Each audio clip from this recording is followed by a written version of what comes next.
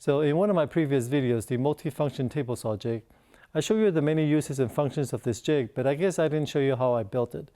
And many of you have emailed me or even posted comments asking me if I can make a video on how I built it.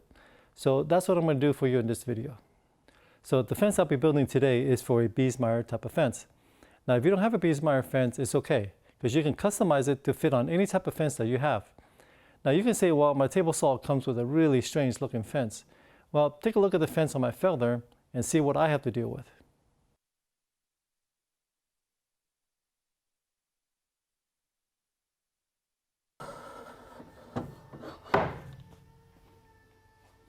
So as you can see, with a little bit of creativity, you can customize your fence to fit over any type of fence that you have on your table saw. So here's the material that I have roughed out.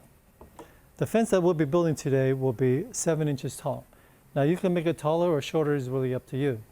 The reason why I chose 7 inches is because when the blade is raised to its maximum height, it's a little over 3 inches tall.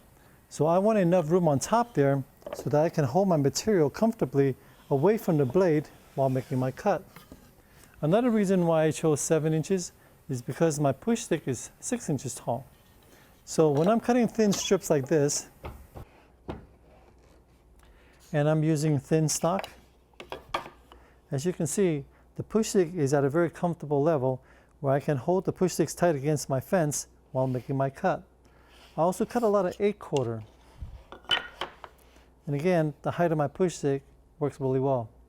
So to get the proper measurements for your fence, I know that I'll be making it 7 inches tall. So I already ripped these to 7 inches wide. Now the length is going to be determined by the diagonal measurements of your fence. So that means I'm going to have to measure from corner to corner, from here to here. And I'm going to add another 1/8 of an inch to it because I don't want to be too tight. Now remember, this will be your inside dimension of your fence. So don't forget to add the thickness of your 2 outside caps, which I have here. So it looks like it measures 41 15/16. I'm just going to add a 16th to it. I'll call this 42 inches, plus the thickness of my 2 end pieces. So my finished dimension is going to be 43 3/8.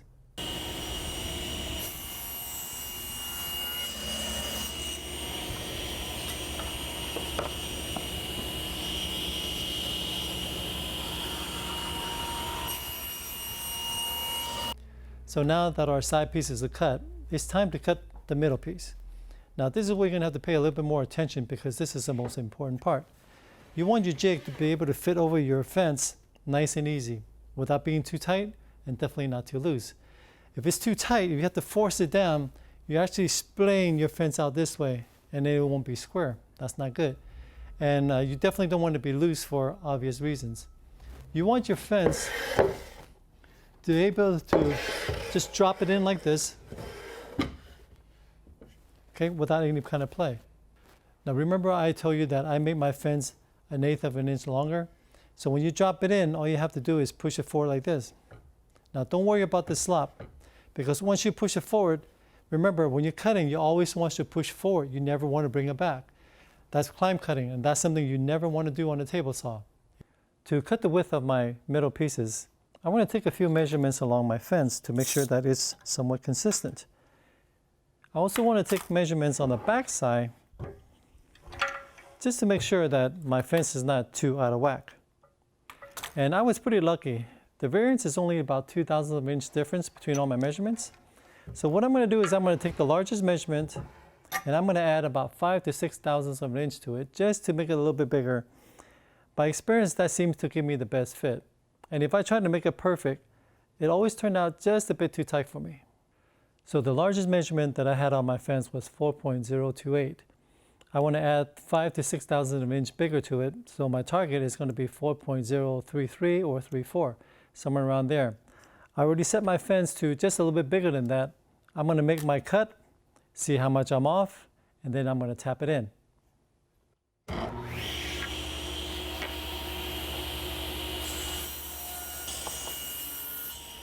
So my reading is 4.055. So I'm about 21 to 22 thousandths of an inch too big. So I'm going to set my caliper in place. And whatever the reading is, I'm just going to tap the fence over until it moves 21 to 22 thousandths of an inch. So here we go.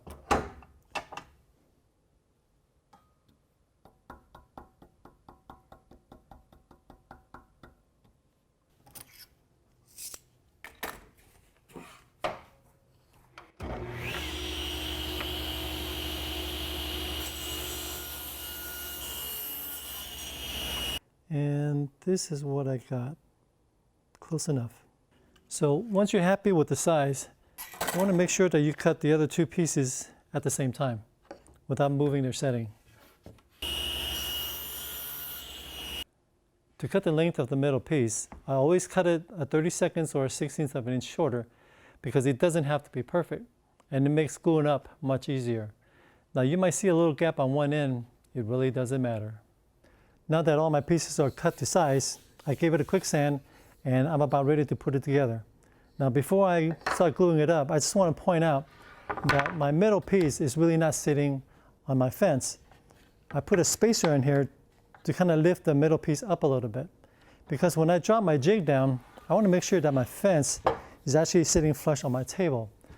This way I don't have to worry about my middle piece hitting the fence and lifting it up. Now I'll be using glue and nail to put this thing all together. And yes, I will be shooting nail into my jig. And don't you dare judge me. First, I need to find out where I'm going to shoot the nail. So I'm going to use a square, find the center of my board, put a tick mark on it, set my square to that tick mark, and then draw my line. Now that I got the nail line marked out, I'm going to glue the two end pieces on first. I'm going to apply the glue, let it sit for a few minutes, let it tack up, and then I'll shoot the nails in.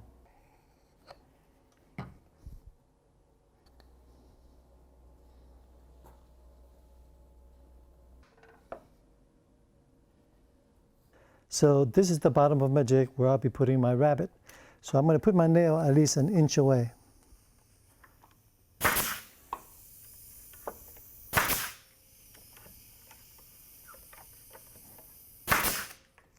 So now it's time to glue everything up all together. So the way I glue up, the first thing I do is I would put glue on the two ends, making sure that your spacers is in place. Bring this up. Now for the middle piece, I'm going to put glue on only on three sides. Remember, it's a little bit shorter, so there'll be a gap on one end, so you don't need any glue there. I'm just going to drop it in, put my side piece up. So the next thing I would do is clamp my ends, making sure that it is flush on the end here and then also top and bottom. Then I'm also going to clamp the other side. What you're going to need then is a clamp that has a deep enough throat where you can actually reach the nail line. Because if it's not deep enough and you have a shallow clamp like this, when you clamp it up, it's actually pushing your jig inward like this and then it won't be square. So basically your jig will be absolutely useless. So I'm going to use this clamp. I'm going to start at one end, making sure that it's absolutely square. Then I'll shoot the nail in. And I'm going to move it down every 4 inches until I get to the end. Okay, so here we go.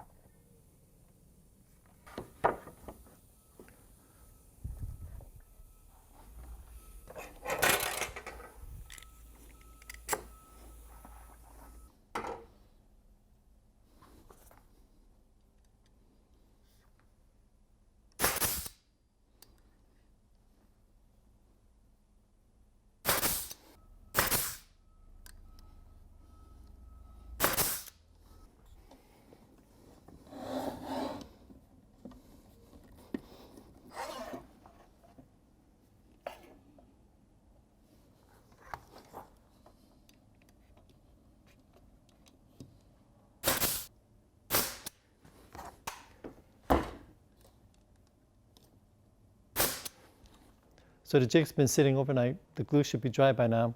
So what I'm gonna do is take the clamps off, shoot the nails on both ends on the opposite side here, and plug up the holes with a little putty and give it a quick sand, and I'm ready to cut the rabbet.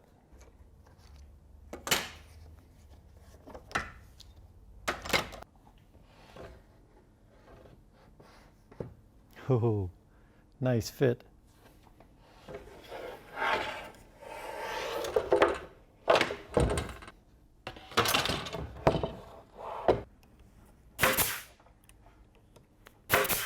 So to cut the rabbet, I'll be using my flat top blade. The height is set at 7/8 of an inch. Now that works for me. You can cut it to whatever height you want. The thickest material that I would ever flush trim would be 3/4 of an inch, and I give myself 1/8 of an inch just for clearance. Now I'm going to be making this in 2 passes, so the depth of my rabbet will be 1/4 of an inch.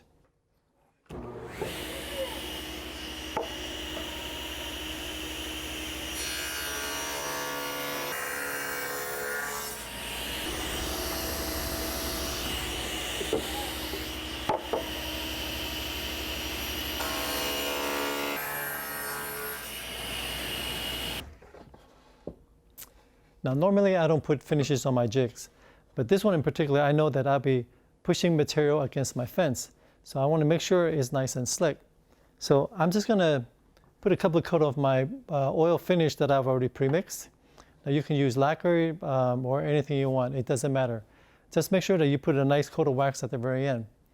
Now when dealing with finishes or handling any kind of chemicals, I always like to wear the gloves to protect myself, because I don't want to jeopardize my other career as a super hand model.